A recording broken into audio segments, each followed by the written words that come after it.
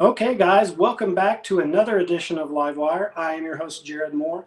And on tonight's program, we're going to be joined by Mvskoke Soprano Dr. Kirsten Kunkle. You guys who are familiar with the program will know her from previous programs. We're also being joined tonight by Hugo Vera. He is a Tiwa, and as well as Gabriel Manro, who is Chickasaw citizen.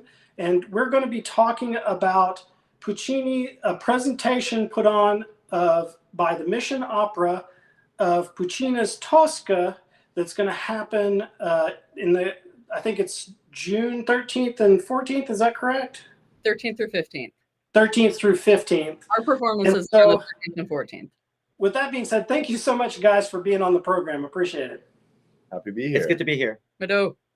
So to start off with, and Dr. Kunkle, if you'll start off with, what is Tosca for people who maybe don't have any idea what the opera is or anything like that? Could you put it in a nutshell? I will do my best. So Tosca is an opera singer, and she is very famous and very dignified and also very religious. And she is in love with Cavaradossi, played by Hugo.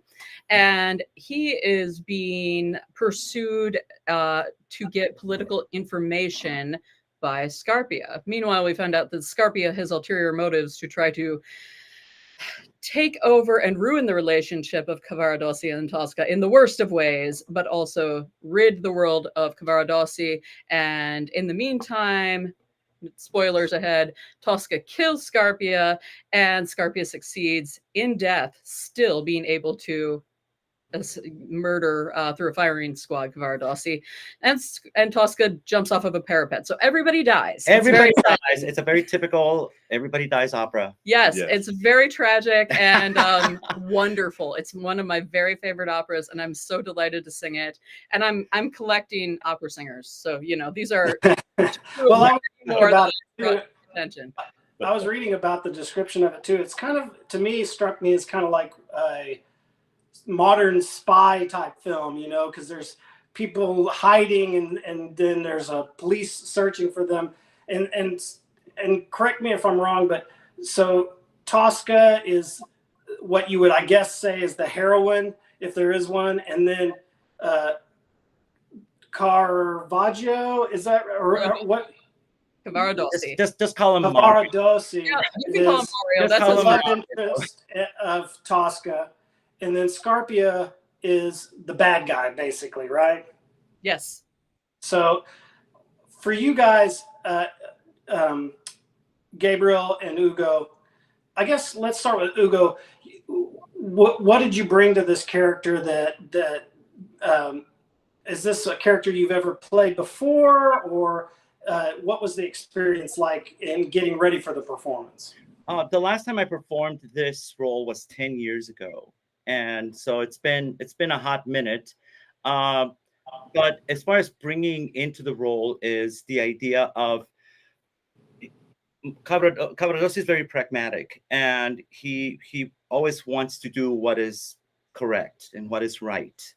And I try to do the same thing, but it's but at the same time, he has to throw in a couple of white lies in there as well to make everybody happy on that ideal, especially when it comes to Tosca, because Tosca is not only is she an amazing soprano, but she's also very jealous. But they have this little game that they play where she acts all jealous, and then she's like, "Oh, I'm just kidding," and then he's like, "Okay." So in his attempt to hide the dissident that escaped, the political prisoner, he has to lie to her and say, "Okay, we're going to meet, but we're not really going to meet because I have to take care of this situation."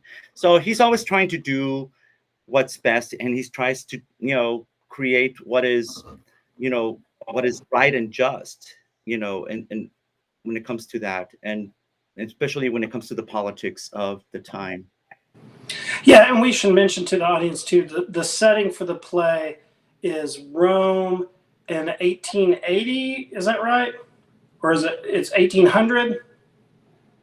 I think it's right around 1800. Yeah, it's 1800. Right? Yeah, it's based on 1800.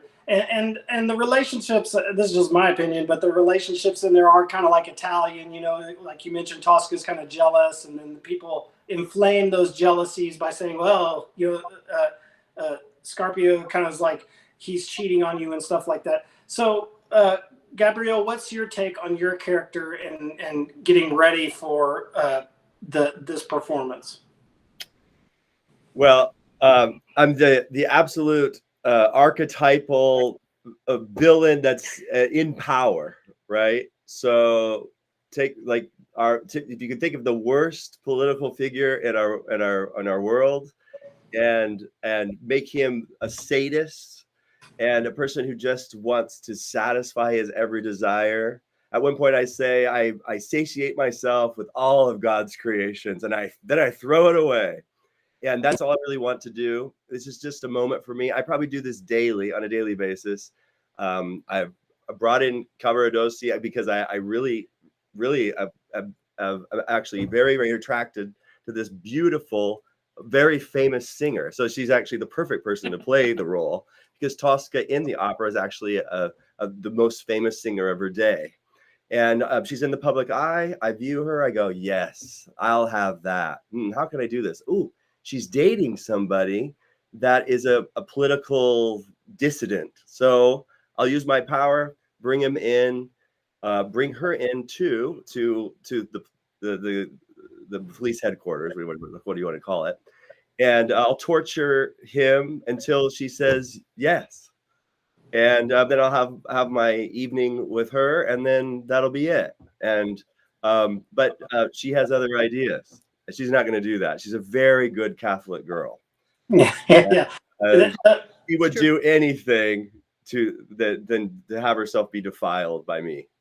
Yeah, and it is to the point of killing someone. My favorite line in the entire show, and I love the role of Tosca, but my favorite line in the entire show is at the end of Act 1, right before the very famous Te Deum, where the choir joins in, and it's very religious and very Catholic, and Scarpia is getting ready to sing, and he's talking all about how he wants to get Tosca, and he says, "Tosca, you make me forget God," and that is. In the show, and then he launches into this beautiful unison Te Deum, and it's incredible. It's one of the best moments in opera. Yeah, and if you're watching this, you haven't ever heard of this opera or anything, or read any of the synopsis. It's kind of full of extreme situations. Like all of the scenes are scenes where there's some type of intrigue, or somebody's dying, or there's huge M. Night Shyamalan type twists at the end and things like that. So I love it. I didn't know anything about it personally, and I was just doing some research to get ready for the interview, and I was like, wow, this sounds like a great movie, or like a really modern take on things, even though it's not that modern. But and not only does it read like a great movie, the music is like a soundtrack. It has a lot of incidental music where obviously the melodies of the arias are incredible, but it has all these incredible acting moments where it's just orchestra playing, and there's these interchanges just between the characters, silent moments where we're not singing, but the music is absolutely soundtrack, modern soundtrack level. And from a historical standpoint, it actually fits the definition of what a verismo opera is. Verismo meaning real.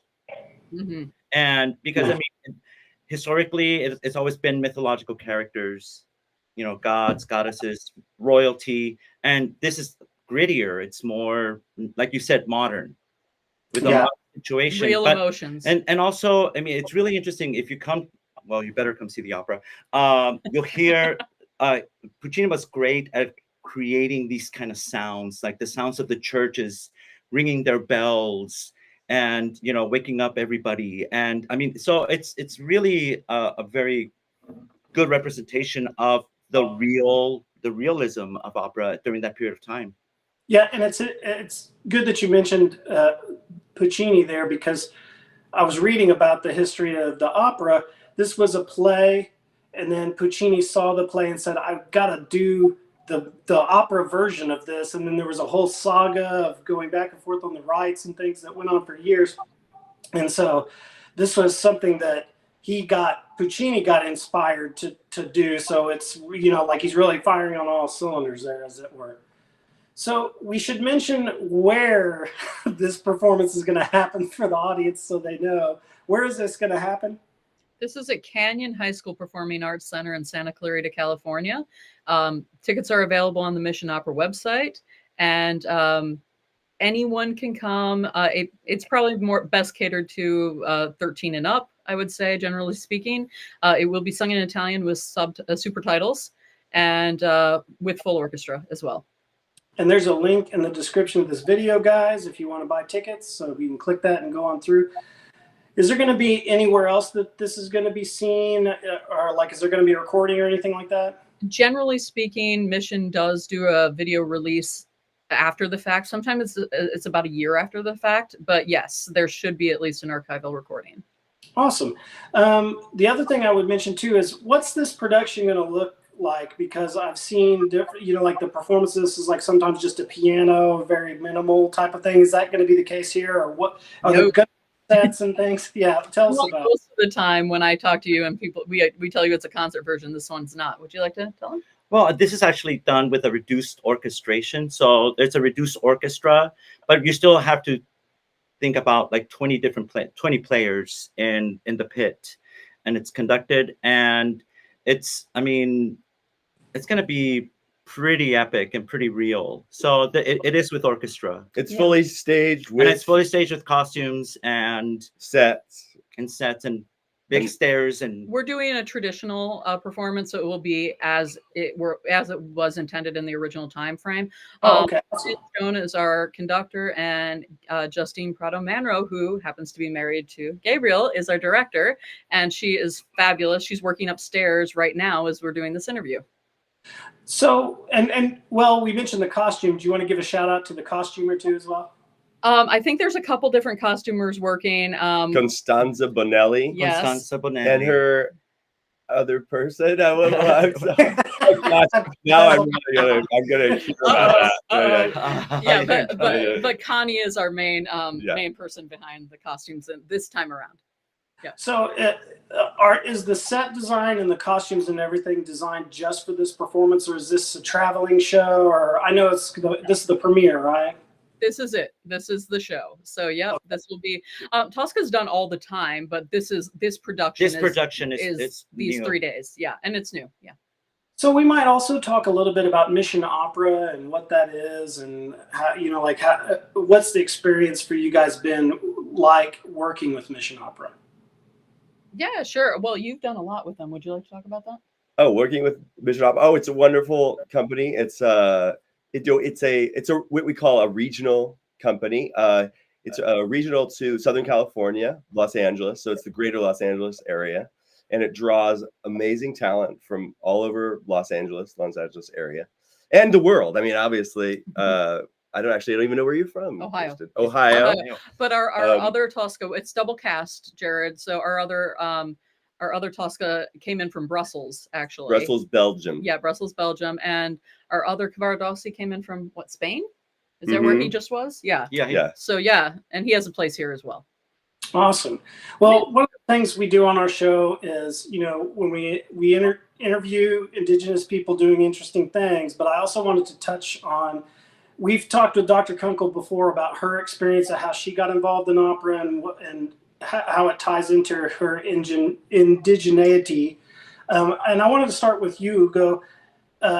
How did you get involved in opera? And are there times where your Indigenous identity, gives you a different perspective on your characters or how you sing or anything like that? How did that happen? Well, first of all, I like to say that, music chose me instead of me choosing it, because I didn't start singing until I was like a junior in college. I originally wanted to be a geneticist. And I decided to take a 1 credit hour choral class because I needed an A so I could pass. So when I auditioned for the choir, the choral director was like, "Have you thought about taking voice lessons?" And I was like, "Can I take that for credit?" And it just and it just kind of took off from there.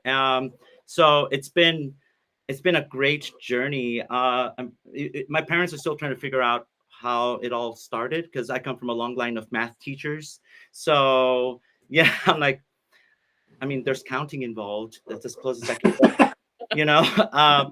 And as far as like my identity, I mean, the Tiwas came mostly from New Mexico all the way down, and there's a lot of Mexican influence to that, and also they're very heavily Catholic because when the Spaniards came in, they tried to do all of that. So it's, you know, a lot. The language itself is wanting to come back, but it's mostly switched to Spanish and English. But I know that they are working really hard at trying to maintain the language because now the language is Spanish for the most part. So as far as like my experience, I mean, I just represent myself. I mean, I think that it's being able to be seen and to show everybody that, you know, you can do a lot and you can accomplish a lot, you know, and I think that's probably the biggest thing I can say. Absolutely. Yeah, I for would sure. also mention, and he sung at the Met. I mean, I saw him in Tosca at the Met. He had a smaller role that time, but the only Tosca production I've seen at the Met, Hugo was in it. Oh my God. Did you know that? No, Yeah. That's hilarious. And, Right. and also, I wanted to give a shout out. He was our original Hiloha in Loxi Shali as well. And Mhm. you know, fortunately, you didn't get to meet him then, but he's here now. So that's really cool that we are, you know, making these connections as well. So Absolutely. Thanks for mentioning that too, because I was going to mention it and I forgot about it. oh, all right. Yeah, no, and I mean, and that in itself was a great experience. It was great. Absolutely. And Gabriel, what has your experience been? You know, I know the Chickasaw Nation is involved in the arts and things, but also, you know, it's different from, or it's one of the 5 civilized tribes, so it's kind of related to the Creek Nation. So, how is that? How did you get involved in opera? And then, do you ever feel like there's associations that are happening maybe to the indigenous part of you?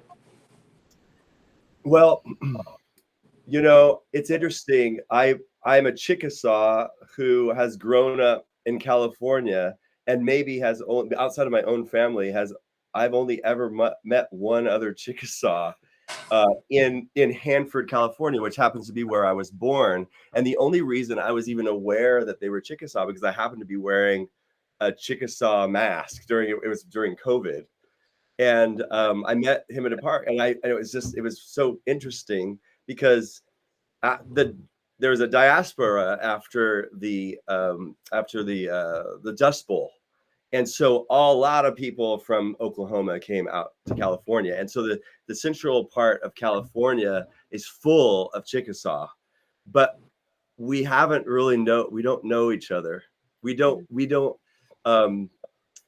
haven't made those connections, and so I've enjoyed a very wonderful international operatic career, and in the past maybe 10 years or so, I've become very aware of Jared Tate, and because you know, and the first thing I read about Jared Tate was in the Chickasaw Times. It was about this new opera that he was making in the original Chickasaw language, and I immediately tried to start making connections with other Chickasaw and other Native Americans. And I happened to see that Kirsten sang here at Mission Opera. I'm on the board of Mission Opera. She's saying here, I wasn't involved in the first opera that she wrote, right? I was the librettist. Yeah. You were librettist. Girondins. Girondines. Mm. Girondins. Deans. Yes, French. It's French. Girondines. Which, by the way, is a finalist in the American Prize for opera production. Yes, it is. Thank you. For Awesome. saying that. Well, you guys may remember that we did for best composer for that as well. So yeah. You guys in the audience too. We did an episode of Livewire with Dr. Kunkle on Girondins, so you can go check that out. That's great. Awesome. Everybody. So this is I would like to make a shout out to Jared Tate, who is creating new art that is based on his indigenous heritage, and that is really the seed of why we're all here right now. Yeah. Because that's how I became aware of Kirsten. I actually I may not even be involved in this production or involved with Kirsten, but that I wanted to, you know, if you don't have a community, there's no tribe. You know what I mean? I have my own family, but as far as Jared has written something, and now it's growing into something else where it's bringing other Indigenous people together to work together and to continue to create from an Indigenous standpoint, which I think is incredibly wonderful and is so important to me. And that's really why I'm here. Even though I'm part of Mission Opera and I may have been involved with production, I was like, no, I want to sing with Kirsten. Kirsten is my cast, and Hugo is my cast. He did push because Hugo. This all comes from him. Because Hugo sang in Chickasaw, and the original Chickasaw language, and he has that connection, and I just think we can keep growing this connection. I think it's fantastic. And to be honest, I think it's time. It's beyond time. It's beyond time. I also want to give a shout out to all of the translators, Lokosh, Carrie Leahy, Tracy Greggs Boothby, all these people who are the ones that are the keepers of the language, that are sharing it with people like Jared. They're sharing it with people like me. My old Mahaya, Becky Barnett, I wouldn't have been able to write my Mvskoke Estijadi choral piece without her. I mean, they are the ones that are also helping to facilitate all of this to happen. And without them, I mean, we can only do the music without the translations. Absolutely. Well, and I want to thank you guys for being on the program too, because I've been covering Dr. Kunkle, and it's really just the first thing we did, I think, was the Rocky Mountain Opera, and we had so many. I didn't know there were any natives doing this stuff at all, and it's really like a whole lot going on then. That was Circle. Well, that's what I mean. It's expanding, so it's great for me to watch as just an outsider observing, to see that there are connections being made, because maybe there can be like a carve out of the Indigenous opera. If it keeps going forward, especially with Jared Tate and everything in there, getting prestige and stuff. So. Well, I think I mentioned this on our last interview, Jared. When I talked to the Chickasaw governor, he said to me that this is a renaissance, and it is. It is, but it takes a lot of diligence. It takes hard work from everybody, and it takes people like you helping to bring us to the forefront so that people know what's happening, and especially for these tribal connections, so that the tribes know that we're doing this kind of thing, because there is no representation if they don't see it. We can be out doing it, but if they don't see it, there's no chance for that to grow from the youth up. Yeah, and that's the objective. So I do want to thank you guys for being on. Is there anything about the production or anything that we've talked about tonight that we haven't mentioned that you guys think is important to mention at this point? Anything? You should come see it. Yes. If anyone is in Southern California, they should definitely come to see it. Or not, they can fly in if they want. It's okay. It's okay. Come on, Jared. We're keeping you in the Yeah, well, I would if I could. I would absolutely. And when it comes out, when Mission Opera puts it, I think they have a YouTube channel, right? Is that right? Yes. Yeah, when they get it on their YouTube channel, I will definitely. In fact, in the future, well, this year, and this is a side note for the audience, but also you guys, this year's an election year, and one of the things I try to do every election year is we do a live stream on election night waiting for the election results to come in. And so every year I'm going back and trying to find things on YouTube or things that I can restream during that. And Dr. Kunkle and a lot of the stuff you're involved with is like, oh, I can grab that and we can play it. And then I got to get the permissions, but I'm adding Tosca to the list there. Yes, that's amazing. I remember you couldn't stream. I was so delighted. I was just so delighted. you know, it would be a great thing to show on election night too, because it's kind of a political thriller. You know, it's really what it is, that period where the French are about to take over and everything, and then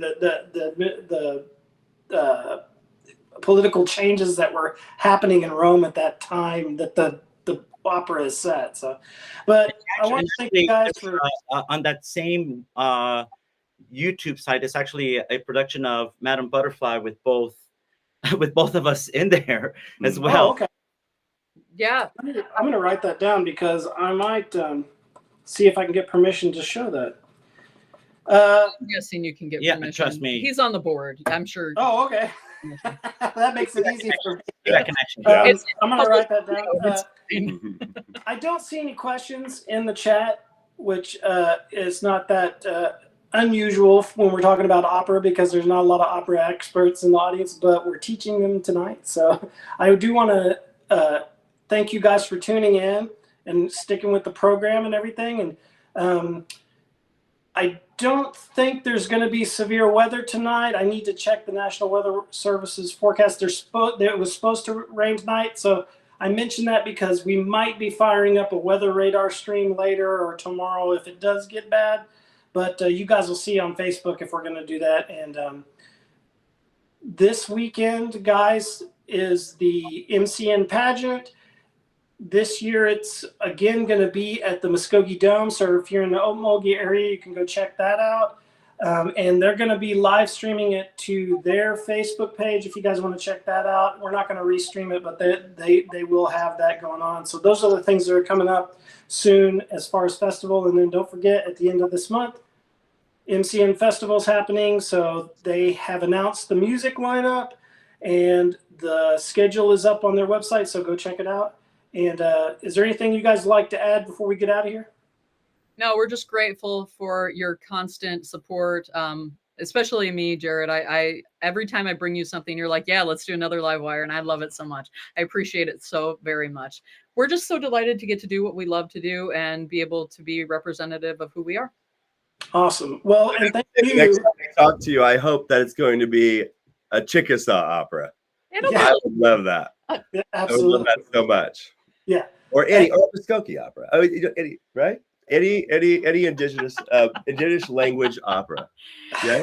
He really wants to be in one. No, I want it because, you know, I spent my life. Jared, are you hearing this? I know. Listen. I've spent my life learning other languages. So many languages. As an opera singer, you sing 5, 6, 7 languages, right? Yes. I would love to do an opera in my own indigenous language. I'm just gonna send him a standing bear so he can sing in Ponca instead.